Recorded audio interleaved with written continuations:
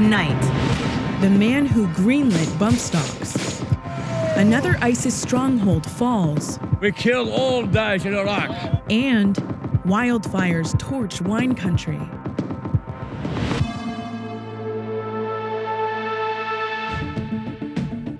The top-ranking Republican and Democrat of the House Foreign Affairs Committee have reversed their positions on the Iran nuclear deal. Both voted against it in 2015, but now say America should stick to the agreement. As flawed as the deal is, I believe we must now enforce the hell out of it. President Trump has until Sunday to certify Tehran's compliance with the deal. 3 weeks after Hurricane Maria knocked out power across the entire island, only 10% of Puerto Rico has electricity. The death toll has risen to 45, but local NGOs believe the real number could be far higher because the most remote parts of the island are still cut off from communication. At least 22 hospitals still don't have access to electricity, and many of those that do are using their own generators.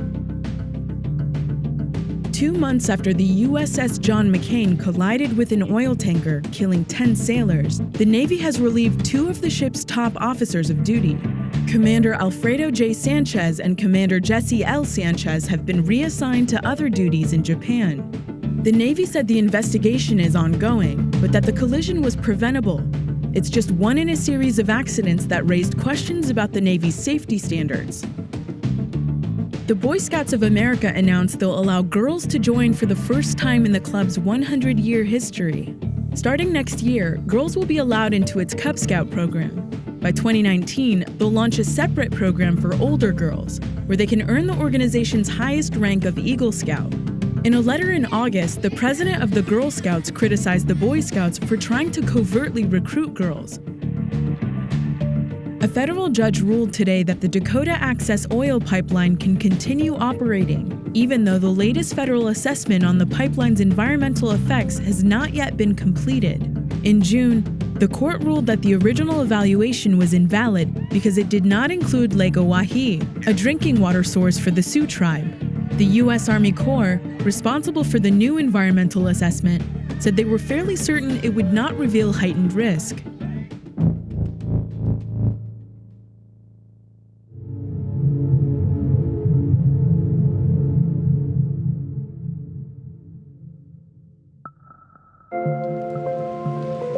In Washington, D.C. today, House Speaker Paul Ryan called for the Bureau of Alcohol, Tobacco, and Firearms to enact regulations on bump stocks, which allow semi-automatics to fire like machine guns and were found on at least 12 of the rifles in Las Vegas shooter Stephen Paddock's hotel room.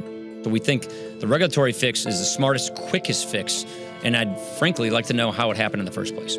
Thanks. The sale of new automatic weapons has been banned for decades. But in 2010, the ATF ruled that bump stocks were perfectly legal. Josh Hirsch went to Virginia to meet the man who made that decision.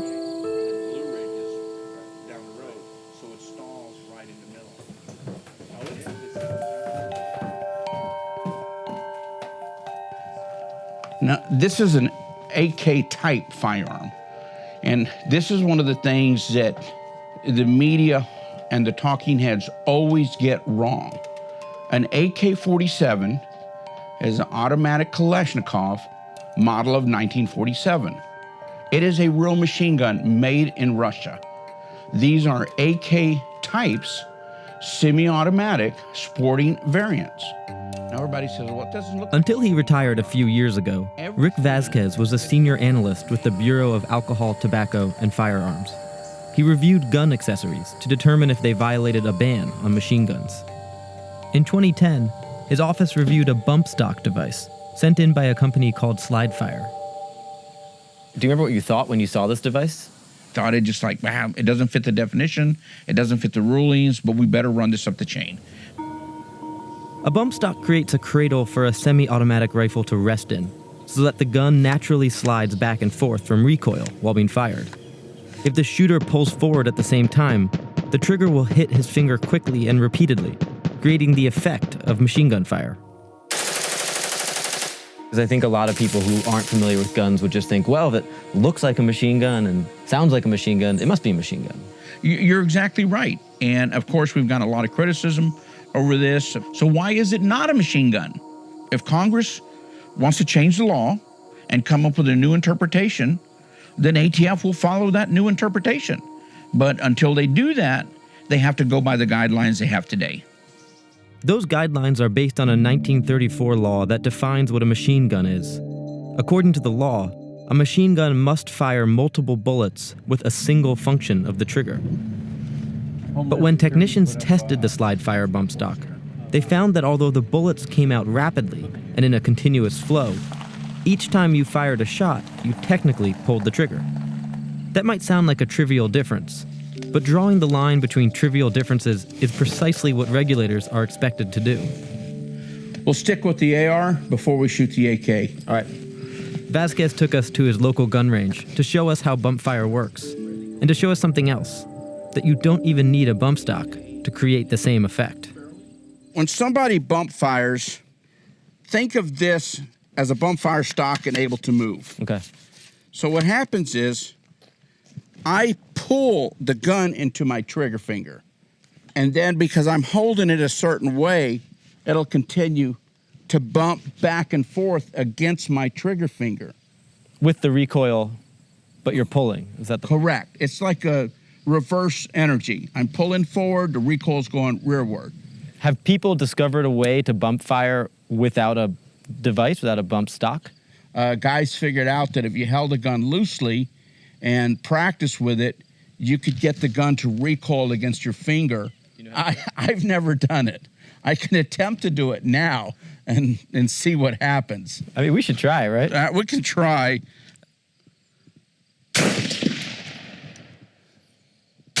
There it goes. Would you like to try it? Sure, I'll shoot. Yeah. Like 4.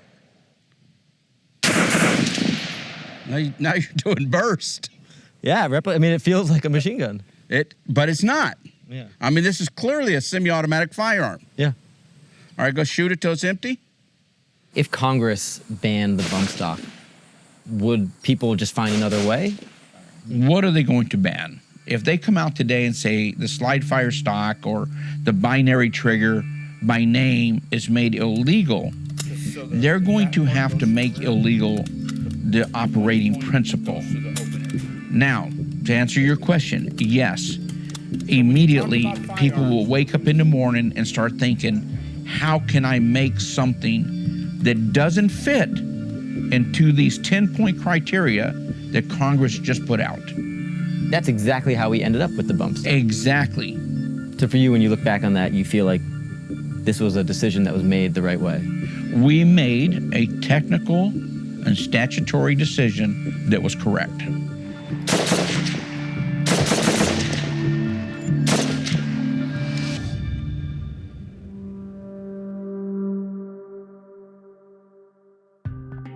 President Trump reacted angrily today to an NBC News report that he'd ordered a huge increase in America's nuclear arsenal. But Trump acknowledged that he is a big fan of America's nukes. We won't need an increase, but I want modernization and I want total rehabilitation. It's got to be in tip-top shape. If it sounds like Trump is confused, that's in part because lately, American nuclear policy has been pretty confused too.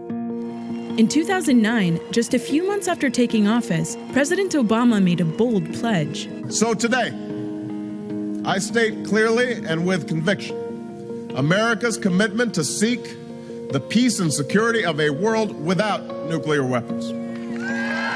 Hoping to set the country on a path to nuclear zero, Obama signed a new nuclear arms reduction treaty with Russia in 2010. The new START treaty replaced an older agreement called START 1. It slashed the number of deployed warheads, missiles, and nuclear bombers in the two countries' arsenals. Back then, gradual nuclear disarmament seemed like the responsible move. Now, it seems naive. They will be met with fire and fury like the world has never seen. Rebecca Hersman was a Deputy Assistant Secretary of Defense in the Obama administration when New START was signed. It's disappointing and worrying that here we are in 2017 and the nuclear security environment seems more ominous than it did in the 2010 timeframe. And that reality is one that we need to deal with. We need to deal with the fact that our relationship with Russia seems more problematic than it did at that time. On everyone's mind today are the threats coming from North Korea that only drive home the importance of a very careful nuclear policy. In my view, it's only become more important to secure the modernization program in light of the fact that our world of nuclear threats does not seem to have gotten safer in the last several years. The issue is, the American nuclear arsenal itself is at a critical fork in the road. The warheads and the vehicles that deliver them are decades old. So if we're not going to get rid of them, the Pentagon says it needs to rebuild them, spending tens of billions of dollars to do it. This is the so-called modernization program that Hersman supports, and that Trump endorsed in the Oval Office today. The Defense Department had already ordered up new ballistic missile submarines and a new nuclear bomber. But in August, it awarded $1.8 billion in contracts to develop a new nuclear cruise missile, and almost $700 million in contracts to design a replacement for the fleet of ground-based ICBMs. A lot of nuclear experts think this modernization process is dangerous because it gives the United States what amounts to new nuclear capabilities that could make war more likely and encourage our nuclear competitors to build more weapons of their own. The pro-modernization crowd dismisses those concerns as alarmism. That rift is critical because New START comes to an end in 2021, and the U.S. will have to decide before then whether to negotiate more reductions, kick the can with a 5-year extension, or abandon the treaty altogether.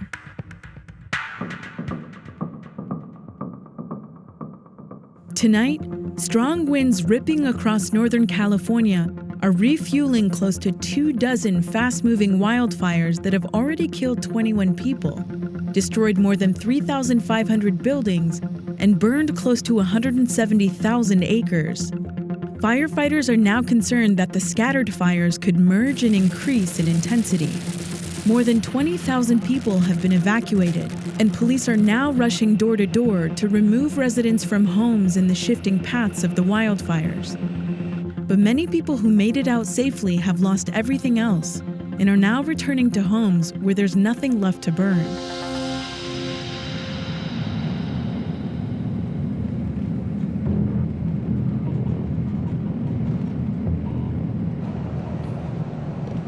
Just total devastation, everything gone. A whole block, a few houses saved, but just memories and years and, parents' hard-earned money gone. The neighbor's house survived. People in the corner of them, their whole fence is gone, but their house survived. Fire's a crazy thing. It just jumps and picks and chooses. We're seeing if we can find anything salvageable, before the looters start coming in, even though they're going to have, there's a 6:45 curfew. Oh, I see the World War II bike. I swear that's my TV. Oh, that is your TV. Oh, yeah. And your Xbox is probably underneath there somewhere. He lost basically all his stuff as well, so the saddest, and just, watching him go through all that is just, it's horrendous. I just don't know what to do, what to tell him, so. This whole neighborhood's a really big community, but now it's just like you don't even know where everyone's at. It's just spread out. Seeing the before and after aerial views is devastating. It's just heart-wrenching. Everybody else around here basically just with no warning left with whatever was on their back, whatever they can just grab and go.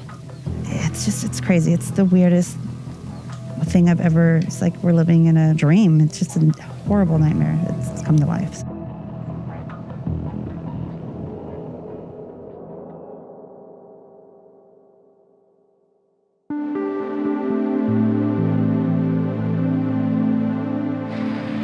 The battle to drive the Islamic State out of Iraq is nearly over. On Tuesday night, the Iraqi army announced it had fully recaptured Hawija city and the neighboring towns and villages from ISIS. The American-backed Iraqi army, the federal police, and the Shia paramilitary group known as the PMU all took part in the operation to liberate the city of 78,000 people, one of the last ISIS strongholds in Iraq. Hind Hassan was with the federal police as they moved in.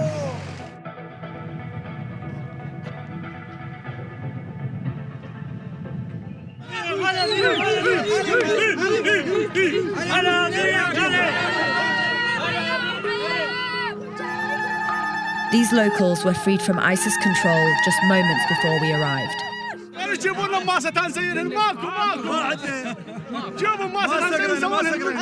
Many still had beards, which they were forced to grow under strict Islamic law. It took Iraqi forces a matter of days to reach this village, just outside the center of Hawija city.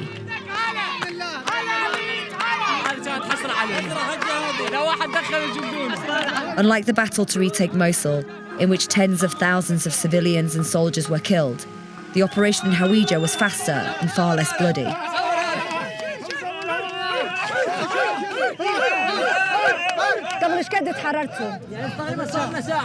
تحررنا هم من تقدم الجيش ليه جاي شافوا الرتم الحمرات تقدم ليه جاي على الجريه وسدوا تقريبا شو تقول الجسور وفخخوا مباني واخذوا تقريبا هم عندهم اكو سجناء من كل المناطق يعني هم جنين المناطق ماخذين من قديم يعني.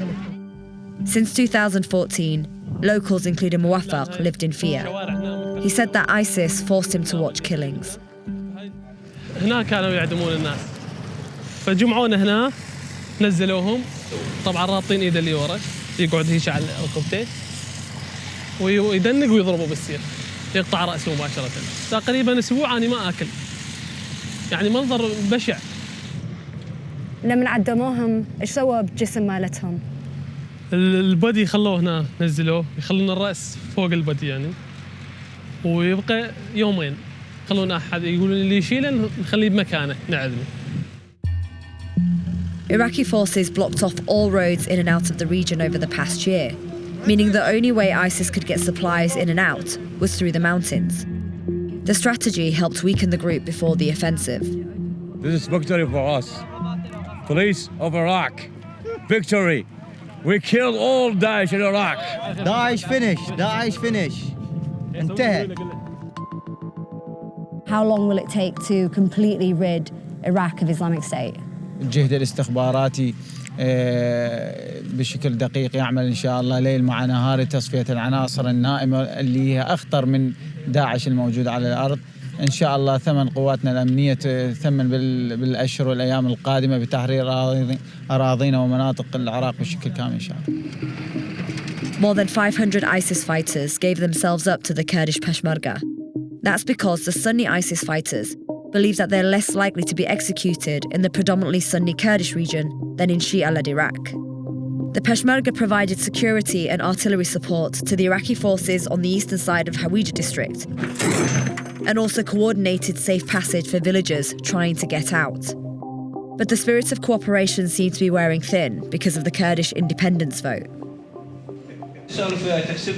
وفاضل طلعني بالاعلام خليني علم يلا يا اخي انت بقدر ما تخلي لا اسمحوا لو نقعد بالاعلام نطلع كل احنا بلا اعلام لو نقعد نطلع بعلم ما مثل احنا نعتز بكم كاقليم وكاخوه ونقاتل سوا ونقاتل داعش سوا بس لا تبخسون حقي بهاي زين Kurdish and government forces have also been arguing over who should keep the ISIS prisoners. But there's a larger concern for both sides, and that's the possibility that ISIS left fighters behind to blend in with the civilian population.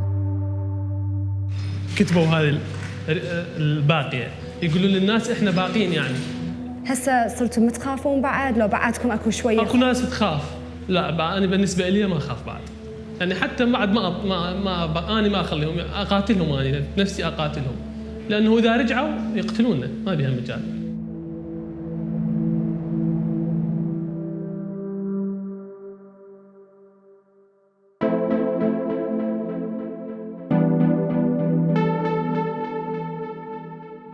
Last week, we reported on Jim Morgan, a woman who's suing Congressman Paul Gosar in federal court for blocking her on Facebook. I was blocked because I was critical of Congressman Gosar, and the post was something to the effect of, "This is a perfect example of the political fuckwattery that has become the Washington status quo."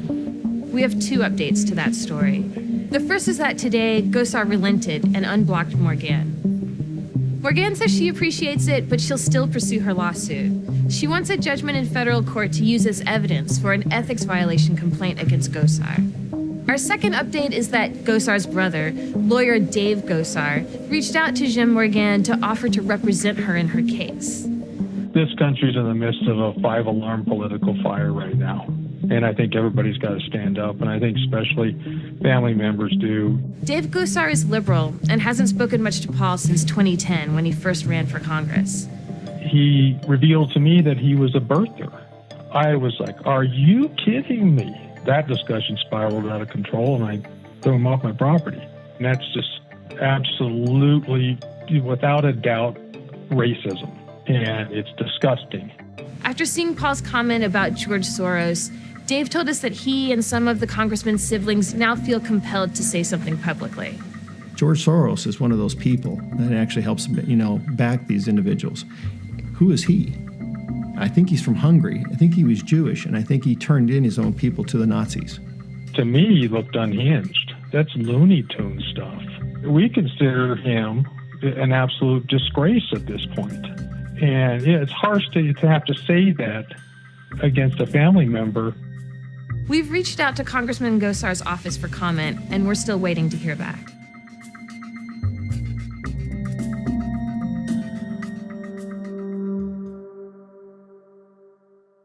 Not for me, Mum. Not for me. Not for me, mate. That's a bit odd, isn't it? But I kind of like it, though, you know what I mean?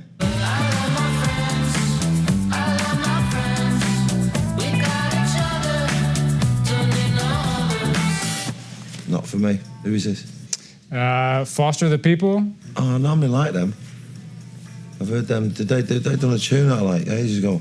This is a bit jolly.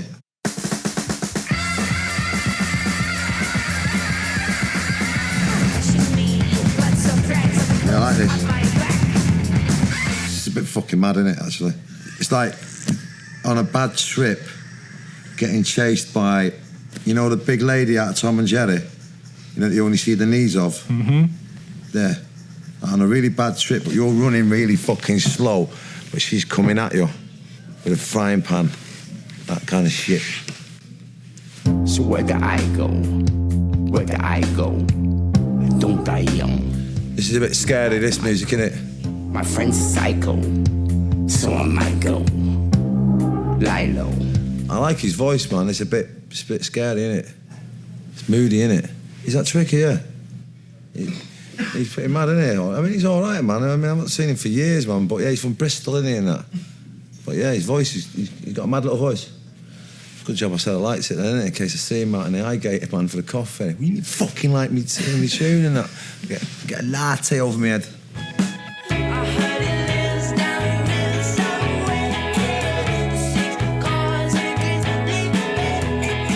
Not for me, man. Anything in particular you don't like about it? Nah, a lot of it, all of it. We done yet, or what? City lights, blurring lines, feels like the world's on fire. Chasing minutes in the back of this cab count. Not for me, mate. You want to comment on it? I need to go to the fucking toilet, man. All right. That's it? Have a good day.